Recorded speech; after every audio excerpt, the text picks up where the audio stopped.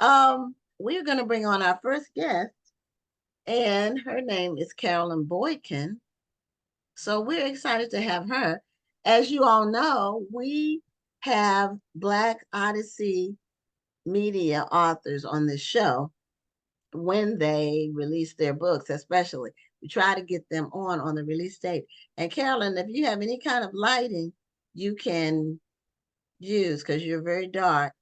You're sitting in the dark. You're sitting in the dark. So if you have a lamp or a light, or maybe even the light on your phone, maybe even the flashlight on your phone. I don't know if you could do that, even use that. But we want her to come back so we can see her, because she was sitting. There you go. You turn the lights on. Okay. So thank you. Okay, now you have to unmute.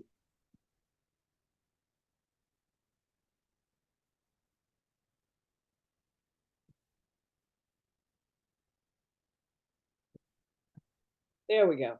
There we go. All right, we're ready now. Wonderful. Okay. Well, welcome to Black Authors Matter TV, and congratulations on the release of your book. Thank you so much. I'm so excited. I bet. So excited for you. Congratulations. You had two different dates for your release, so today was one of them. Is there a different one? Did it get moved? I think did your release date get moved? Today is today is the release date. The book goes on sale, so the book is on sale now. You can get it from Target, Amazon, any of those online places. Yeah, so it's available now. The publishing date is March 1st. Oh, okay. I see what you're saying.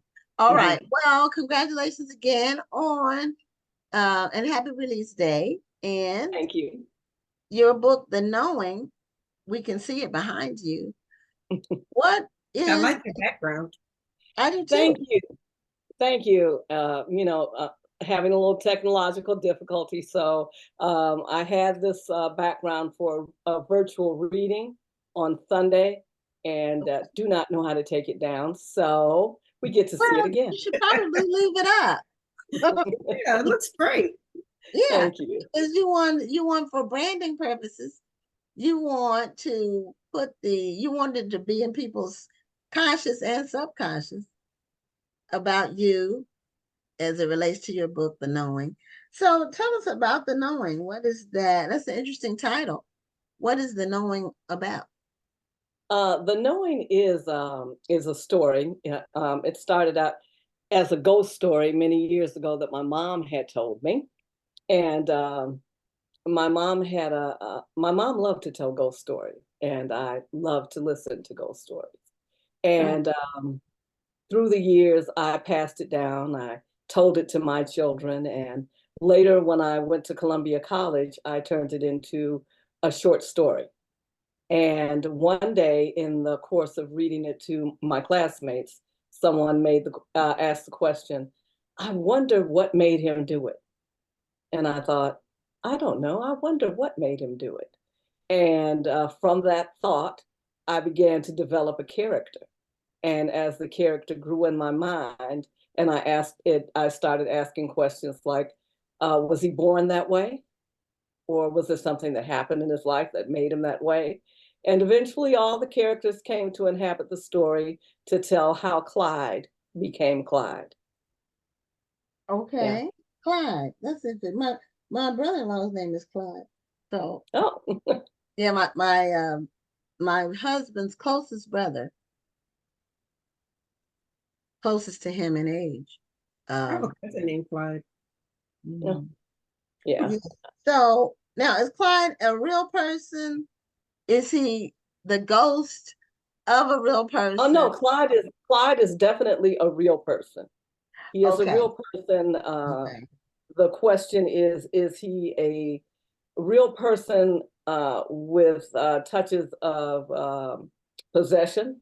Is he a real person that has spirits that are attached to him in his life? Or is he just a real person who's just a little bit deviated from the rest of us? That's the question. So how do you create a character like this? Because even though he's, part of the imagination, do you do research? Do you look at case studies? How do you create a character like this? Clyde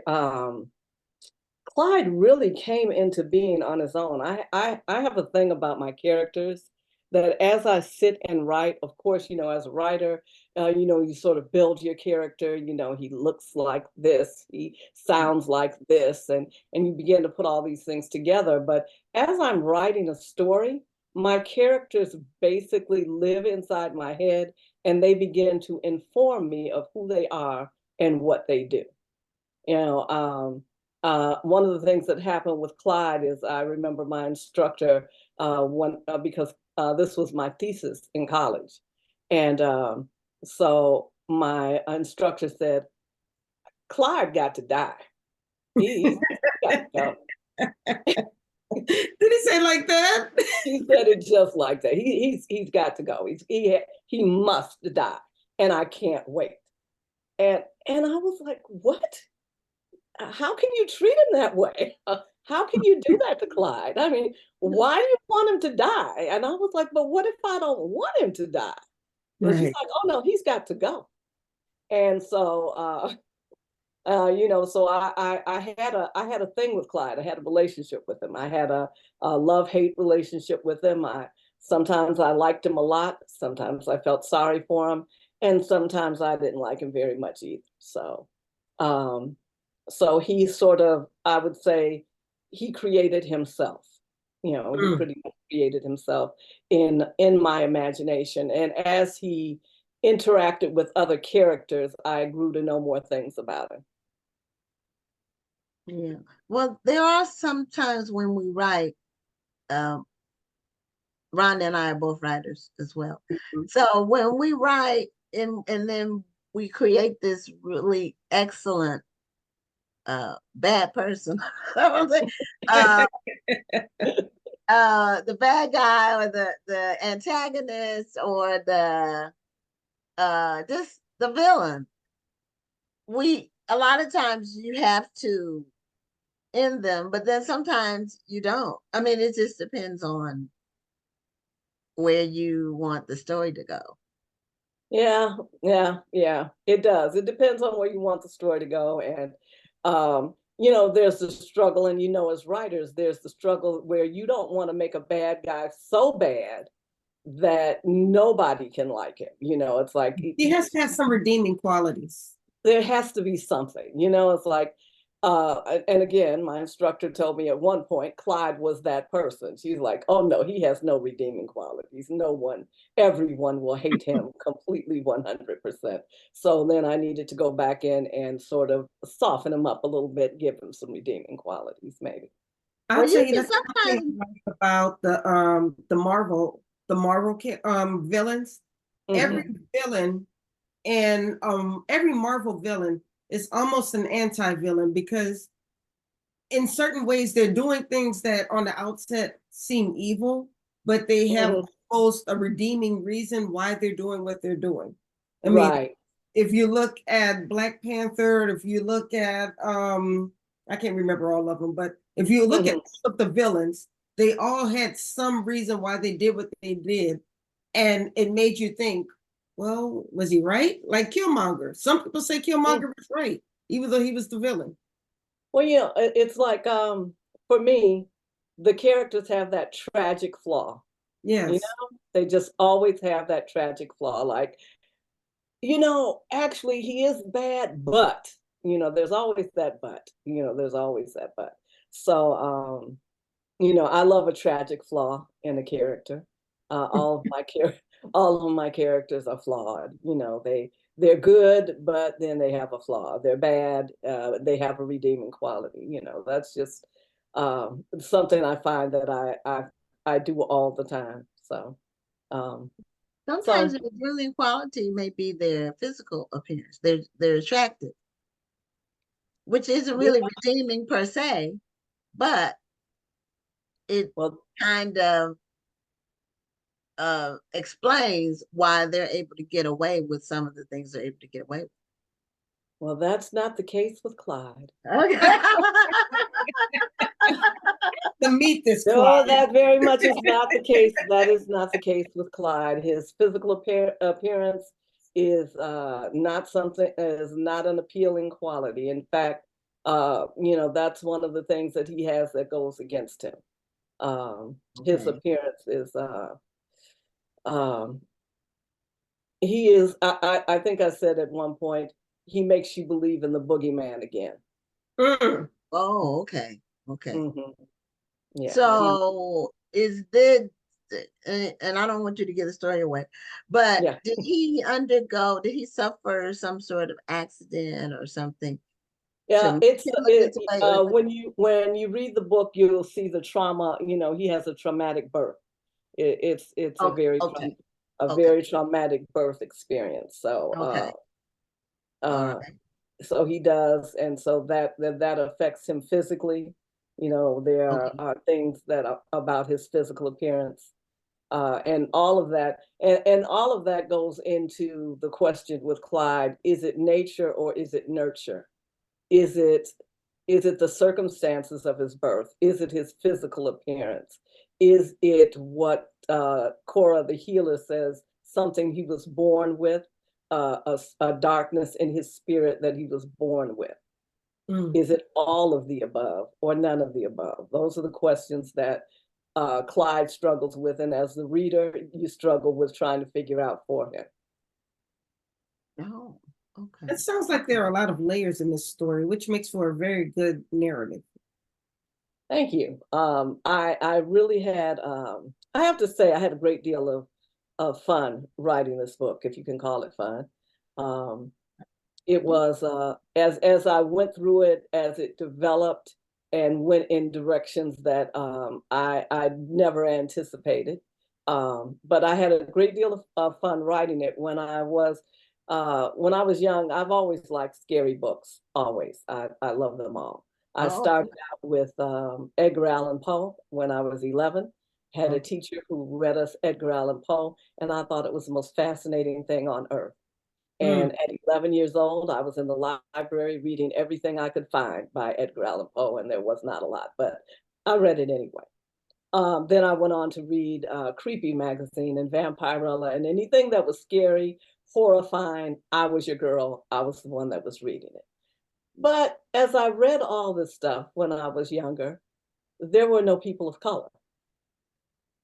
And I was like, yeah, where are we at? Where are we? Um, What is this?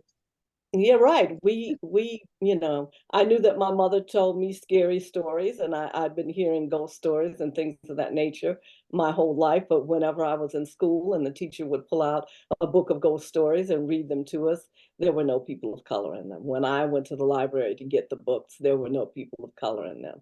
And so when I sat down to write this story, one of my goals was to pull from our culture, our background, and write simply a scary story, a ghost story. And Oh, that was my goal. okay. So I didn't know that Black Odyssey was doing scary stories. They might not have before they found me, Yeah, but Well, they're a doing a good bunch of story is stuff. a good story, right?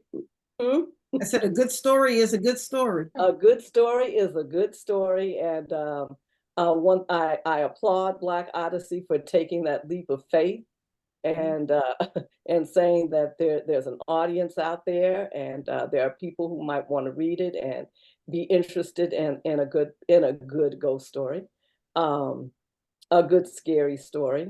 But of course, like any other story, what's a good story without some romance in there too? Yeah, you got to throw Oh, some okay. love in there, some That passion. that is true. That's what makes the world go round. Right? What is it if you can't throw a little love in there too, a little Yeah. romance in there too? Now you say your book will be featured in Women's World. That's a Hmm. magazine, and that goes on sale this week, I guess. So we'll Yes, have to take a look. It's included in the Women's World Online Book Club. yeah, yep, I'm pretty happy about that. That's Yeah. exciting. Yeah, so I'm hoping that so far from the people that I've talked to, from the reviews, there are people that are picking up the knowing that never thought about reading a scary book. They never thought about reading a supernatural thriller like The Knowing. And thus far, people have been surprised and like, I don't really read scary books, but I like this one. That's a good thing. That's a testament to the work you put into it. Oh, thank you. I hope so. I don't know how much I haven't shared anything, but for me, at this point in my life, I started writing, like I said, when I was very young, and then of course went on to have a very large life with a lot of things going on. Writing wasn't one of them. Mm. I wanted to, like most people, when I was young, when I was 18, I was like, I'm going to write a book. It's going to be a bestseller and I'm going to be rich. Those my three objectives. Only and then life happened. Then you have children, you have to work, and you do all these other things. And I had a great career and a great life.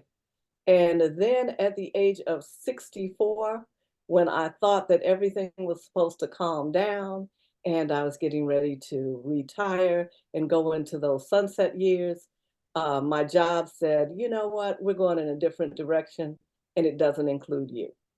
Mm. And I was like, oh, wait, this is a different retirement plan than I thought. Right. And so I found myself at that age at 64, didn't want to try to go into another career and tried to figure out what to do with myself. And someone said, you should do whatever it is you're passionate about. And I was passionate about writing. And I said, okay, well, let me try that. And so I applied for Columbia College in Chicago for their master's program in fiction writing. And lo and behold, they accepted me. And so from there, I went on and I got my master's degree in fiction writing. And the rest is history. And here I am today. So I have managed to, thank you, have Yeah, my dream come I true. agree. You are giving hope to a lot of people who don't think they can do things after retirement, Yeah. and that's a whole new career for a lot of people if they choose to approach it that way. And I wanted to say, never give up on your dream. Do not give up on your dream. You may end up, I mean, I would see Black Authors Matter when I was on Facebook, and I would say, I want to go to there. Mm. I want to be there. And here I am. And And you call this a that was second not chance something stream. I thought that would happen, but here it is, and here I am. So And you I call really this a thank you for second giving me chance an stream. opportunity to come on to talk about writing, to talk about my book, etc. Thank you. Yeah, that's awesome. What I was saying was you're calling this a second chance stream. That you had your second chance to pursue this dream of writing your book. Hmm. It's a So, second chance, yes, to which pursue.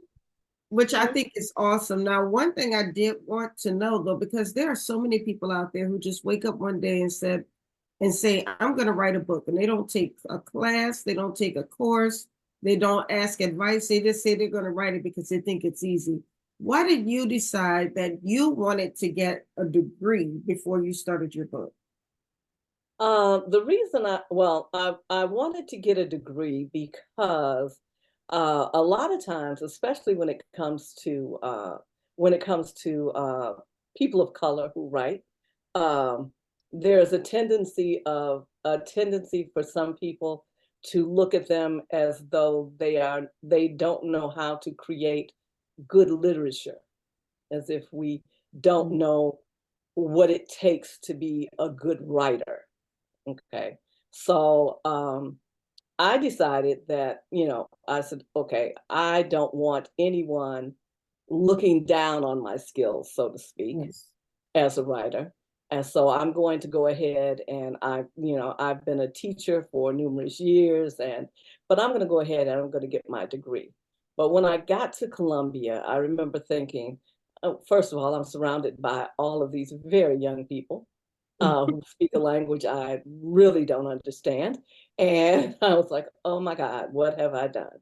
And so I would sit there, and I remember again talking to my mentor, and she said, and I said, I'm so intimidated.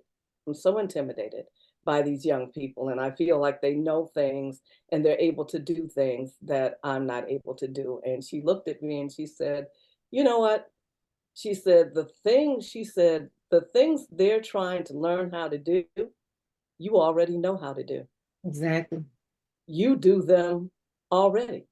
They're trying to figure out how to do it, and you just do it. And I thought, oh, really? And she's like, no. She said, they're trying to develop those skills. Those skills you already have. So, so in answer to the question, I think that I went back to school to get my certification, my master's degree, because often that's something you need to literally throw down like your business card to say, oh yeah, okay, I have a right to this. I can do this. I have the You do ability to do this. this. And now you can respect me because here we go. I have the paperwork. I have the validation, and therefore you can accept the fact that I can write. Is there something that surprised you in the process of getting your degree? That did you think you knew everything about writing and then you went through this course and maybe learned something new? Well, actually, I think that when I was going through the course, the biggest thing I learned was that I needed to rewrite. I was a person who I thought literally everything I put down on paper was gold. It's like it just flowed out, and I just wrote and wrote and wrote. Um, and I came to find out that that wasn't necessarily the case, that basically everything I write is a draft. And Yes. so I write it, and then I go back and I rewrite it, and then I rewrite it again. And actually, I don't consider any work ever to be finished because I can always make it better. I can always add some more to it. So that was one of the biggest takeaways, that if I took my time and did the rewrites and really put in the time and the effort, that I could come out with a better product, that my writing in the end would look and sound better after I had put more into it. So that was one of the first things I did. Um, the other thing I found was that um, I had to find my niche, a place where I fit in. Because especially when you're out in the publishing world, you tend to start seeing that basically they want you to write to sell.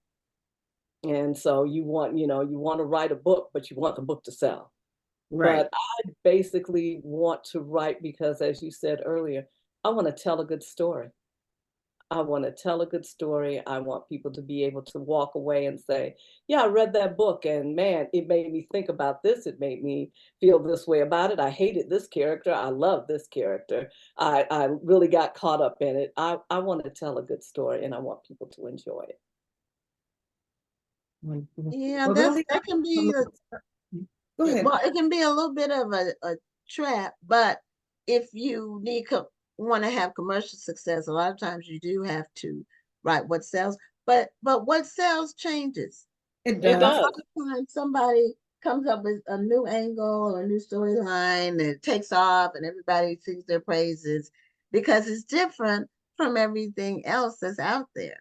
So I I pursue what I want to write and what I think You found your is niche. a good story, you know. Hmm.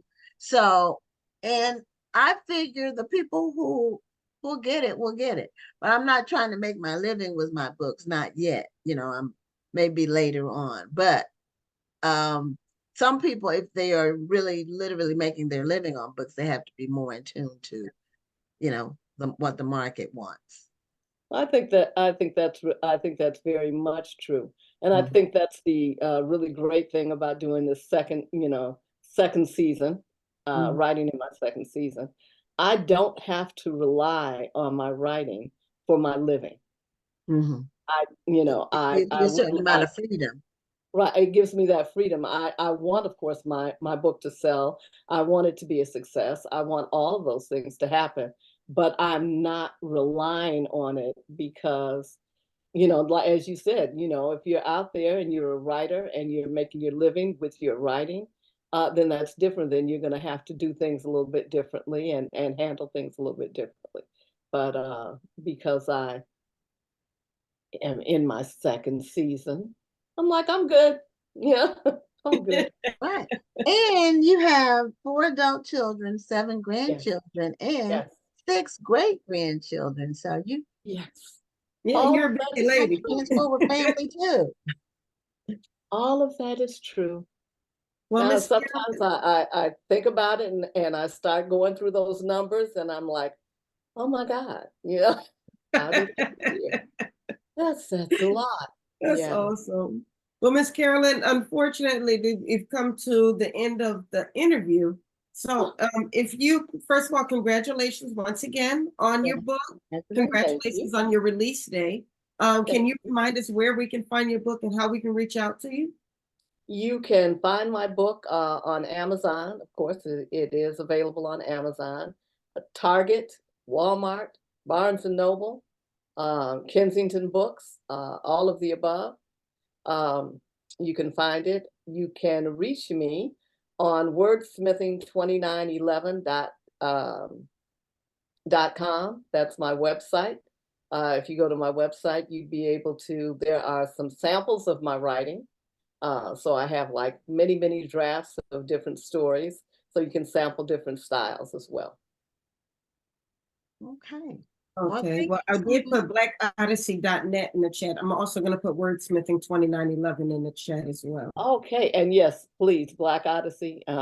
Can't say enough about those wonderful women before I leave. Yes. I cannot say enough about those wonderful women in terms of the way they have treated me as a writer and how they have treated me as a woman. Uh, they are incredible, absolutely incredible. So I just have to say that. We concur. All Yes. right, thank you so much, ladies. I All And right. thank appreciate you. you. Have a All right, great Bye. have a one. wonderful evening. Bye. Bye-bye.